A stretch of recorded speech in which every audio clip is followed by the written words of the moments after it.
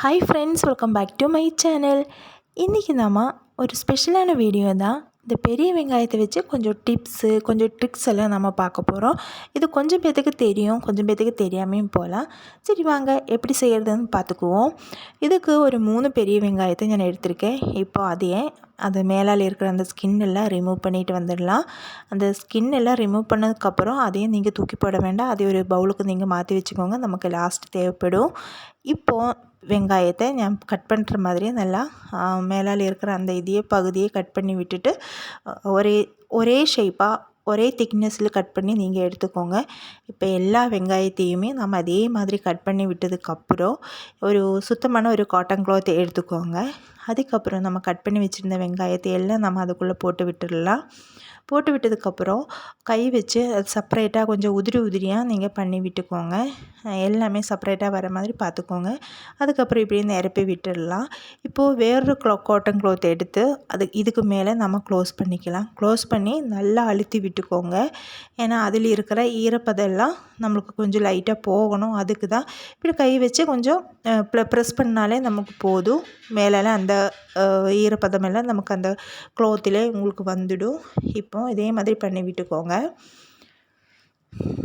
பாருங்கள், இதே மாதிரி பண்ணி முடிச்சதுக்கப்புறம் நாம் அடுப்பு பற்ற வச்சு ஒரு பேன் வச்சுருக்கேன். இப்போது அடுப்பு ஹை ஃப்ளேமில் போட்டு தான் பேன் வச்சுருக்கேன். இப்போ நம்ம கட் பண்ணி வச்சுருந்த நம்ம வெங்காயத்தை நம்ம சேர்த்திடலாம். அந்த பேனில் நம்ம எந்த ஆயிலெல்லாம் எதுவுமே சேர்த்தில, டைரெக்டாக நம்ம வெங்காயத்தை போட்டிருக்கோம். அடுப்பு ஹை ஃப்ளேம்லேயே போட்டுக்கோங்க. இப்போ இதையே நம்ம ஒரு 5 நிமிஷத்துக்கு நல்லா ஃப்ரை பண்ண போகிறோம். ஹை ஃப்ளேம்லேயே போட்டு நல்லா ஃப்ரை பண்ணிக்கோங்க. கரெக்டாக 5 நிமிஷத்துக்கு அப்புறம் இப்போ அடுப்பை ஆஃப் பண்ணிக்கலாம். இப்போ இது நல்லா லைட்டாக ஒரு 3 நிமிஷத்துலேயே நமக்கு டக்குன்னு இது ஆறி வந்துடும். அது வரைக்கும் நீங்கள் வெயிட் பண்ணலாம். அது ஆறினதுக்கப்புறம் இப்போது மறுக்காவுமே அடுப்பை ஆன் பண்ணி ஒரு வாட்டியும் கூட நல்லா கலந்து விட்டுக்கோங்க. இப்போது அடுப்பு லோ டு மீடியம் ஃப்ளேமுக்கு போட்டு நல்லா ஃப்ரை பண்ணிக்கோங்க. அது ஃப்ரை பண்ணதுக்கப்புறம் ஒரு 3 நிமிஷத்துக்கு ஃப்ரை ஆனதுக்கப்புறம் மறுக்காவுமே அடுப்பை ஆஃப் பண்ணி வெயிட் பண்ணலாம். ஒரு 3 நிமிஷம் அது கொஞ்சம் லைட்டாக ஆறினதுக்கப்புறம் நம்ம வெயிட் பண்ணி மறுக்கா அடுப்பை ஆன் பண்ணி நம்ம மறுக்காவுமே ஃப்ரை பண்ண போகிறோம். நம்ம இப்படி எதுக்கு பண்ணுறோம்னா, நம்ம ஆயிலெல்லாம் சேர்த்துல பார்த்தியா, அதனால ஆயில் சேர்த்தாமையே நல்லா ஃப்ரை ஆகி நமக்கு கிடைக்கிறதுக்கு தான் அந்த அடுப்பை ஆஃப் பண்ணி ஆன் பண்ணுறது. இப்போ பாருங்கள், நல்லா நமக்கு ஃப்ரை ஆகிற மாதிரி கரெக்டாக வந்துடுச்சு. பாருங்கள், நல்லா ஸ்டேஜ். இப்போது நம்ம அடுப்பை ஆஃப் பண்ணி அது பண்ணாங்க இருக்கட்டும். ஒரு நல்லா ஆறு வரட்டும். அது வரைக்கும் நம்ம வெயிட் பண்ணலாம். அது பண்ணாங்க ஓரமாக இருக்கட்டும். நீங்கள் கொஞ்சம் அதிகமாக வெங்காயத்தையெல்லாம் இந்த மாதிரி பண்ணுற மாதிரி இருந்தால் கொஞ்சம் அகலமான பாத்திரமாக பார்த்து நீங்கள் எடுத்துக்கோங்க. அதுக்கப்புறம் நான் பண்ணுற அதே மெத்தேடை நீங்கள் ஃபாலோ பண்ணிக்கலாம். இப்போது அடுப்பு பற்ற வச்சுருக்கிற ஒரு கடாயை வச்சுருக்கேன். இதில் கொஞ்சமாக தண்ணி ஊற்றிட்டேன்.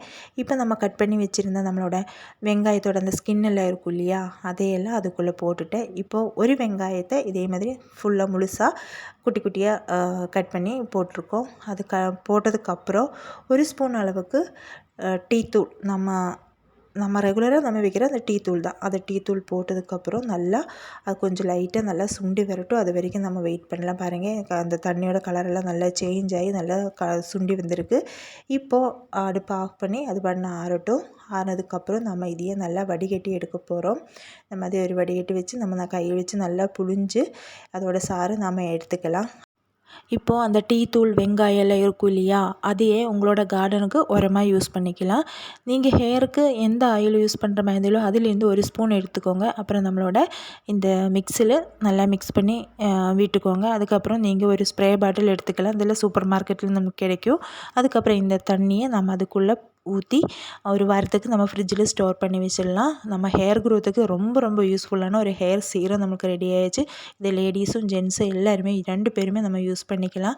நம்ம இந்த சம்மர் டைம்லலாம் ஹேர் ரொம்ப ட்ரைனஸாக இருக்கும். அந்த டைமில் இது இடையில கொஞ்சம் ஸ்ப்ரே பண்ணி விட்டுட்டோம்னா ஹேருக்கு நல்லொரு ஹைட்ரேஷன் கொடுக்கும். அது இல்லாமல் நம்ம இந்த சொட்டையெல்லாம் விழுந்திருக்கு அந்த இடத்துலலாம் இது ஸ்ப்ரே பண்ணி விட்டுட்டோம்னா ஹேர் நல்லா க்ரோத் ஆகிறதுக்கு வாய்ப்பு இருக்குது. அது இல்லாமல் நம்ம டெய்லி யூஸ் பண்ணுற மாதிரி இருந்தால் நம்ம குளிக்கிறதுக்கு 1/2 மணி நேரத்துக்கு முன்னாடி இதே நல்லா அந்த முடி நல்லா வகைஞ்சி விட்டதுக்கப்புறம் ஸ்ப்ரே பண்ணி விட்டு நல்லா ஒரு மசாஜ் கொடுத்துடுங்க. அதுக்கப்புறம் நம்ம குளிச்சுக்கலாம். ஆயிலே யூஸ் பண்ணாமல் நம்ம ஃப்ரை பண்ணி வச்சுருந்தா நம்மளோட வெங்காயத்தை ஒரு ஏர் டைட்டான கண்டெய்னரில் க்ளோஸ் பண்ணி ஒரு 2 வாரத்துக்கெல்லாம் நம்ம இதை வச்சிடலாம். கொஞ்சம் ஹெல்த் கான்ஷியஸாக ஆயிலெல்லாம் யூஸ் பண்ணாமல் இருக்கும் இல்லையா, அவங்களுக்கெல்லாம் இந்த மாதிரி ட்ரை பண்ணலாம். அது இல்லாமல் கொஞ்சம் வேலைக்கெல்லாம் போகிறவங்க நம்ம ஃப்ரை ரைஸு பிரியாணிக்கெல்லாம் கொஞ்சம் அதிகமாக இந்த மாதிரி செஞ்சு வச்சுட்டோம்னா அவங்களுக்கு ரொம்ப ரொம்ப ஈஸியாக இருக்கும். இது உங்களுக்கு இந்த வீடியோஸ் பிடிச்சிருந்தால் மறக்காமல் லைக் பண்ணுங்கள், ஷேர் பண்ணுங்கள், சப்ஸ்கிரைப் பண்ணுங்கள். டாடா.